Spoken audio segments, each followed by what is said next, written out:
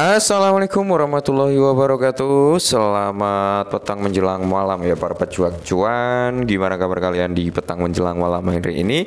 Semoga kalian dalam keadaan sehat semua ya, dan saya doakan sukses semua tentunya buat kalian. Amin. Mantap jiwa ya. Oke teman-teman ya, kita ulang kembali ya narasi tentang Idul Fitri. Kemarin sempat kita ucapkan juga ya, minal aidin wal faidin ya. Mohon maaf lahir dan batin teman-teman, dan semoga saja kita bisa dipertemukan di hari yang fitri tahun depan. Amin ya.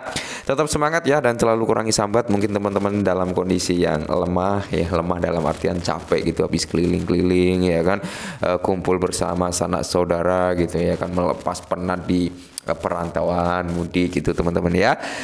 Akan tetapi tetap ya, secangkir kopi harus selalu ada buat menemani kesempatan kali ini teman-teman, dimana ada beberapa hal penting yang teman-teman wajib ketahui nih ya. Yang notabene gini teman-teman, ini ya informasi yang cukup penting juga ya. Jadi kalau kita lihat keadaan daripada altcoin sendiri kan hari ini crash ya kan, hari ini crash, Bitcoin crash ya.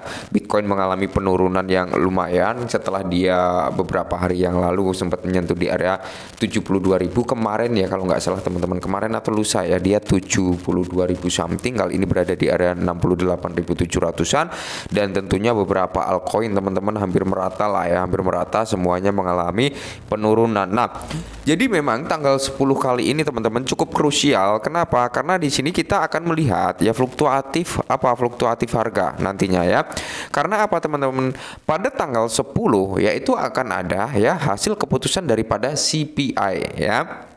Nah, CPI tersebut ya mungkin ini berpengaruh terhadap harga saat ini teman-teman. Mungkin para market maker, para cukong, para bandar gitu saat ini sedang wait and see untuk menunggu keputusan gimana ya CPI ini nanti. Nah, jadi CPI ketika inflasi tinggi ya kan, maka di sini akan terjadi pola yang dinamakan market merah atau mengalami penurunan ya dari sektor kripto juga ya teman-teman, di mana di sini akan terjadi yang namanya crash harga juga. Nah, tapi ketika inflasi rendah ya, inflasi rendah teman-teman, maka di sini market akan mengalami apa? Mengalami rally ya, market akan menjadi ijo royo-royo. Mungkin Bitcoin akan menguat kembali gitu ya.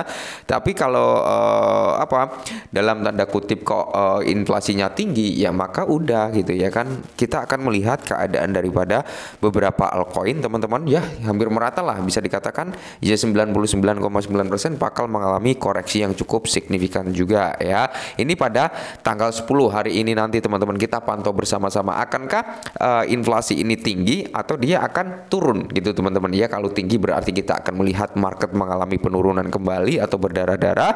Tapi ketika inflasi rendah, maka kita akan melihat recover daripada sektor market ini nanti ya.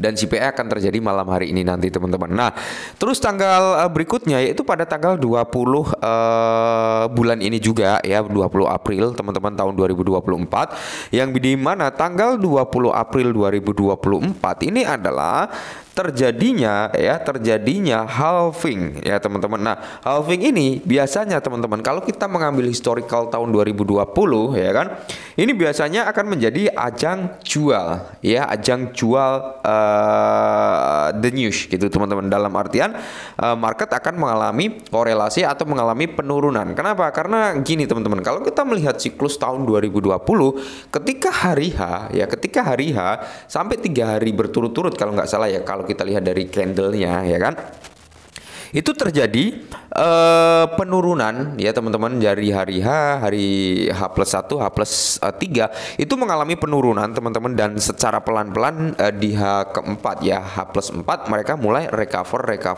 pelan-pelan hingga membuat all time high-nya. Nah, akankah siklus kali ini di halving tahun ini teman-teman, akankah mengulang historical di tahun 2020? Kalau terjadi hal yang seperti itu, maka kita akan melihat korelasi harga daripada Bitcoin ini akan mengalami koreksi terlebih dahulu sebelum dia memang mampu untuk recover naik kembali itu teman-teman. Nah, makanya di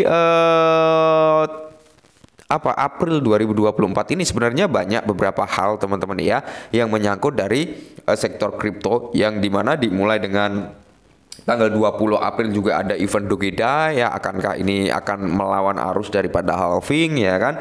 Terus pada tanggal 30 April itu nanti akan ada persidangan ya, putusan daripada Cheng Peng Zhou teman-teman, dan ini akan membuat fluktuatif harga daripada BNB juga mengalami korelasi yang mungkin ya kita tinggal lihat nih keputusannya apakah positif atau negatif. Kalau negatif ya kita akan melihat harga BNB mungkin mengalami koreksi gitu teman-teman ya. Jadi ya kita lihat saja nanti kedepannya akan seperti apa ya. Terus pada tanggal 19 April pun juga masih ada beberapa hal yang perlu teman-teman ketahui, yaitu tentang apa? Kelanjutan Coinbase vs SEC gitu teman-teman. Akankah ini menjadi sesuatu hal yang menarik gitu teman-teman terhadap platform Coinbase, atau memang akan ada efek terhadap sektor kripto lainnya. Nah jadi itu adalah beberapa tanggal di bulan April ya teman-teman. Mulai hari ini ya kalian hitung aja tanggal 10 ya, yang mungkin akan terasa banget terhadap market ya, itu tanggal 10 hari ini sama tanggal 20 teman-teman ya. Itu akan mencangkup overall semua market kripto teman-teman. Overall semua koin akan terasa imbasnya nanti ketika tanggal 20 sama tanggal 10. Hari ini sama tanggal 20 nanti gitu teman-teman ya. Dan bisa kalian lihat sendiri dari segi market cap juga mengalami penurunan. Kali ini berada di area 2,57 triliun dolar, sedangkan untuk volume juga mengalami penurunan. Dari Bitcoin dominan juga mengalami penurunan, Fair and Greed Index-nya juga mengalami penurunan. Jadi dari sektor market cap, volume, ya dominan sama Fair and Greed Index ini kompak mengalami penurunan. Ya mungkin orang-orang sedang wait and see, orang-orang sedang menunggu apakah hasil CPI ini nanti positif atau enggak gitu teman-teman ya. Nah sebenarnya kalau kita lihat chart daripada Bitcoin sendiri teman-teman, ini dalam time frame 4 jam ya, dia sebenarnya masih kuat ya, masih menunjukkan tanda-tanda bullish sebenarnya teman-teman. Cuman memang di harga kisaran 6 di sini ya, di area 73 ini adalah all time high-nya teman-teman ya. Jadi di area 72 kemarin itu sempat terjadi rejection kembali ya, karena memang tekanan jual kita udah memasuki area supply. Makanya kemarin tekanan jual cukup tinggi yang mengakibatkan harga daripada Bitcoin mengalami penurunan, dan dipicu juga dengan apa? Faktor CPI, makanya di sini kuat untuk mengalami penurunan. Nah, yang perlu kita ketahui bersama-sama teman-teman ya, Kalau kita ambil trend line-nya seperti ini teman-teman ya. Nah, makanya di sini mungkin Bitcoin bisa ter-reject sampai di area sini teman-teman ya, atau mungkin di area sinilah ya, di area 67-an atau di area sekitar 6850 gitu teman-teman ya.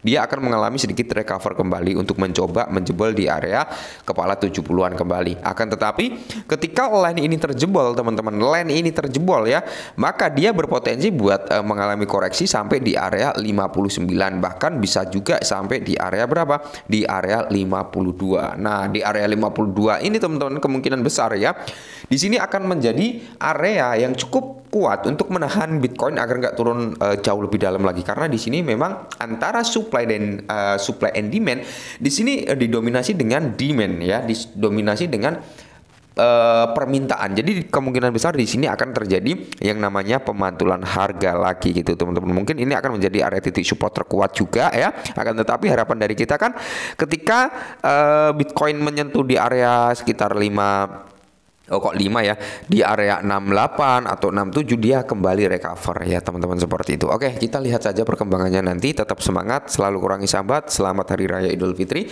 Mohonlah maaf lahir batin, dan semoga saja kita semua diberi umur panjang serta pintu rezeki kita dibuka selebar-lebarnya. Tetap disclaimer dan salam cuan.